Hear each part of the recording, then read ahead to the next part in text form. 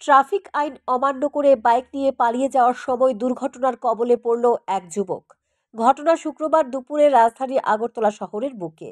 জানা যায়, অভিনাশ ধানুক নামে এক যুবক এই দিন আগরতলা শহরের বুকে বাইক নিয়ে বের হয়। ট্রাফিক সিগন্যাল অমান্য করে সে ট্রাফিক পুলিশের চোখে ধুলো দিয়ে পালিয়ে যাওয়ার চেষ্টা করে। সেই সময় সে দুর্ঘটনার কবলে পড়ে। তখন ঘটনাস্থলে উপস্থিত ট্রাফিক পুলিশ বাইকটিকে আটক করে। এক ট্রাফিক পুলিশ জানান, রেড সিগন্যাল অমান্য করে পালিয়ে যাওয়ার চেষ্টা করে অভিনাশ ধানুক। পালিয়ে যাওয়ার সময় সে দুর্ঘটনার কবলে পড়ে। বাইকের নাম্বারে ব্ল্যাক টিউব লাগানো রয়েছে।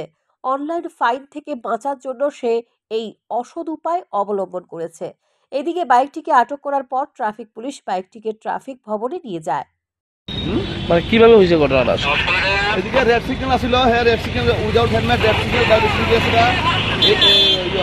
হারজন থেকে এদিকে তারপরে আমি সামনে গিয়ে আটকাতে গেলাম, হ্যাঁ আমাদেরই বাড়ি মারে দিলে আটকালাম আর কি।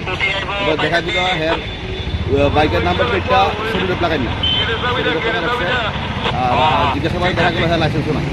উল্লেখ্য, বখাটে যুবকদের জন্য শহরে বাড়ছে যান দুর্ঘটনা। নেশাগ্রস্ত অবস্থায় শহরকে তারা হাতের মুঠোতে চাইছে। প্রতিনিয়ত উচ্ছৃঙ্খল যুবকরা শহরে দাপিয়ে বেড়ালেও ট্রাফিক পুলিশের ভূমিকা চরম দুর্বলতা প্রকাশ পায়।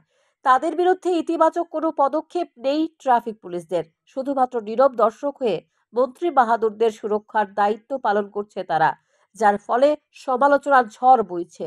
রাস্তায় বেরিয়ে নিরাপদ নয় সাধারণ মানুষ। বিকট শব্দ করে একে বেঁকে শহরে তারা বাইক চালাচ্ছে। ফলে দুর্ঘটনার হার ক্রমশ বাড়ছে। তাদের বিরুদ্ধে ট্রাফিক আইন আরও বেশি কঠোর হওয়ার দাবি তুলছে সাধারণ মানুষ। স্যান্দন টিভি।